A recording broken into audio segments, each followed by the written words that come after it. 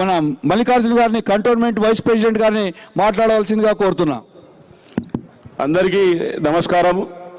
ఆ భగవంతుడు ఆశీర్వాదం మాకు ఇచ్చాడు వర్షంతో, కాబట్టి అదే మనకు అక్షంతలుగా మాదిరి మనము ఊహించుకోవాలి. ఆ భగవంతుడు మన అందరికీ ఎక్సర్వైజ్ ఆశీర్వాదం ఇచ్చాడు.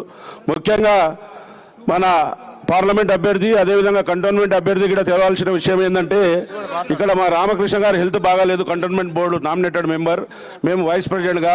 మాకు సంబంధించిన వాళ్ళు చాలామంది వచ్చినారు. AWHO sector A, B, C గన్రాకెళ్ళి కూడా చాలామంది వచ్చినారు. అన్న కూడా చెప్తా ఉన్నాం, 23-24లో 1,10,00,000 రూపాయలతోటి వీళ్ళకి కావాల్సిన డ్రైనేజు రోడ్స్ అన్ని సెక్టర్ A, B, Cలో ఇష్టమా లేదా సార్?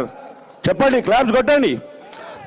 అదేవిధంగా రాబోయే రోజులలో కంటోన్మెంట్ని దేశంలో ఎక్కడ సేవ చేసినా కంటోన్మెంట్లోనే రిటైర్ అయిన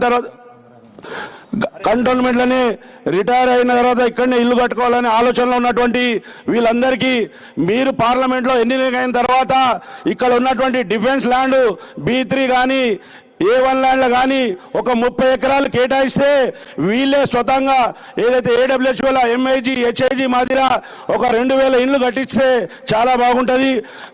నార్మల్ రేట్లో ఇస్తే లిక్కర్ ఇంపార్టెంట్ కాదు తల్లి, మనకు ఇల్లు ఇంపార్టెంట్. కరెక్టా కదా? చేతులు ఎత్తండి.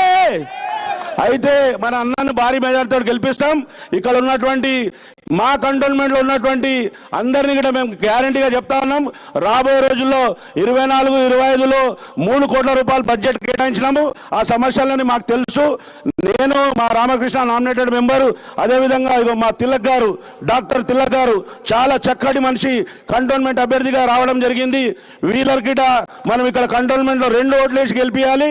ఒకటి తిలక్ గారికి, ఒకటి ఈటర్ రాజేంద్రన్ గారికి వేసి భారీ ఎత్తి మెజార్టీతో గెలిపించి పార్లమెంట్కి పంపించిన తర్వాత మన సమస్యల మీద మళ్ళీ అన్నను కలుద్దాం.